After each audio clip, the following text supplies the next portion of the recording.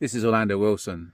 What I want to talk about in this video is what if you need to bug out of a location for whatever reason. What if you needed to, I'm not going to say escape and evade, I'm going to say bug out of a location. Reasons being political unrest, you got involved in a confrontation with locals, hurt somebody, you don't want to report the incident to the police because in a lot of places the fact you're a foreigner means you're going to get your ass thrown in jail straight away. Your client has issues, there's organized crime issues, there's issues with the bad guys, and you just need to leave as promptly as possible. Now, I got articles online listing bug out equipment for vehicles, escape and evasion equipment, etc.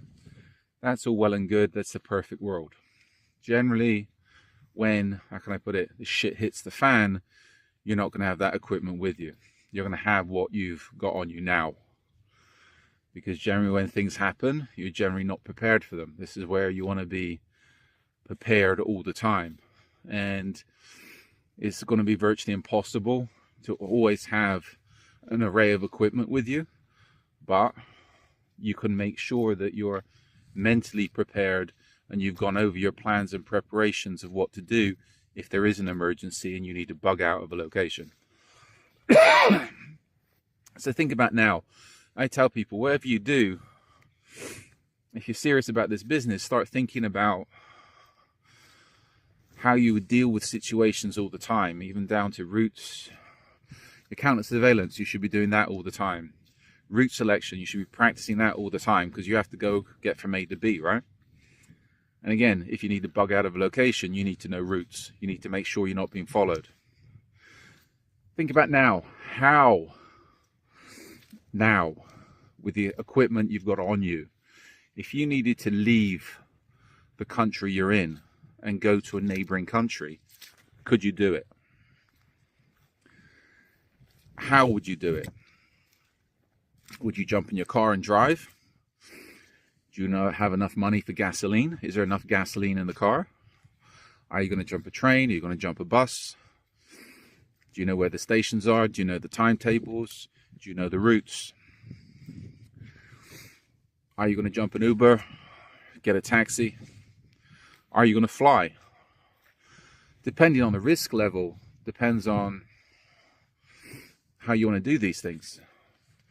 I know in some places, some countries, the internal airports are monitored by the criminals. They're monitored by organized crime. So if people are looking for you and you turn up at an airport desk or a major transportation hub, be it a train station, etc., people might be looking for you. Depends on the situation. This are all things you need to consider. Now consider what you've got on you now. Could you get to a neighboring country? The most important piece of equipment we've all got these days is our smartphones, cell phones. Okay, is your phone, do you have enough apps on your phone? Do you have a navigation app so you know where you're going? Do you have enough, I'm going to say apps, you don't need the apps, you just need the internet. Do you have the knowledge how to be able to book hotels, book accommodation, book train tickets, book plane tickets? Do you have an Uber app? Do you have a Lyft app? All this is stuff you're going to have to consider. Think about how would you move. The other thing you need to consider is how you're going to pay for these movements. How are you going to pay for accommodation? How are you going to pay for plane tickets, train tickets, etc.? Do you have enough cash? Do you have enough money on your cards, on your credit cards, on your debit cards? If you're looking to rent cars, in most places you can't rent a car without a credit card. Not a debit card, a credit card. Which means you need good credit. If your credit sucks, you ain't renting a car. If you're with a client, again, all this needs to be taken into consideration. Who's paying? So, I'd say most of us now, as we're talking, you're going to have your smartphone on you. So you're able to plan routes, book tickets, etc. Book tickets as long as you've got your wallet on you, you've got good credit cards, debit cards, and you have money in your accounts. Always have cash on you, because in some places, if you don't want to be on record, you need to pay by cash. Okay, so we're moving to the next country. The next issue would be, how are you going to cross the border?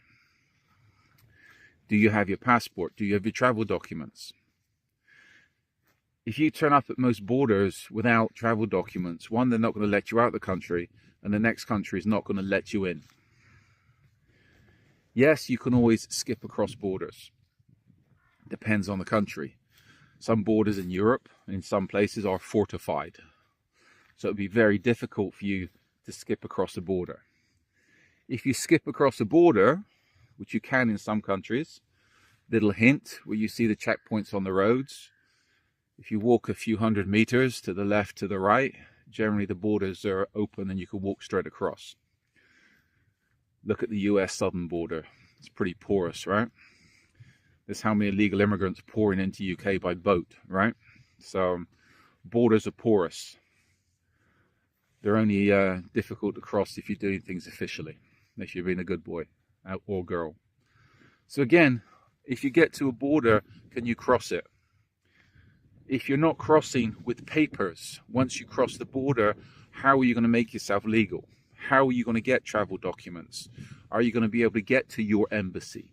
Do you know where your embassy is, and will they give you temporary travel documents? Most will, but you need to explain the story. And you don't want to be stopped by police traveling from the border to your embassy because there might be a few too many questions. Simple answer would be, sorry, I've lost my passport. I need to get to my embassy. That works in a lot of places, might not work in some places. So always have a good cover story. I know a few people, quite a few people, that's crossed borders and then had to make themselves legal. Think about it. It's a consideration. It's a serious consideration if you're providing serious close protection services. But what I've just spoken about, how to get out of a country, how to bug out with the client, how to bug out if things go wrong, it needs to be part of your plans and preparations if you're going anywhere where there's a potential threat. I've been stuck in a few places, and you know what? You never think things are going to go wrong until they go wrong. You can plan for things to go wrong, but generally when they go wrong, you got to ensure your plans are flexible enough to deal with the situations, because generally when one thing goes wrong, a lot of other things go wrong as well. So this is where keep things as simple as possible. I'm a big believer in the saying, the more you know, the less you need. So keep your equipment to a minimum.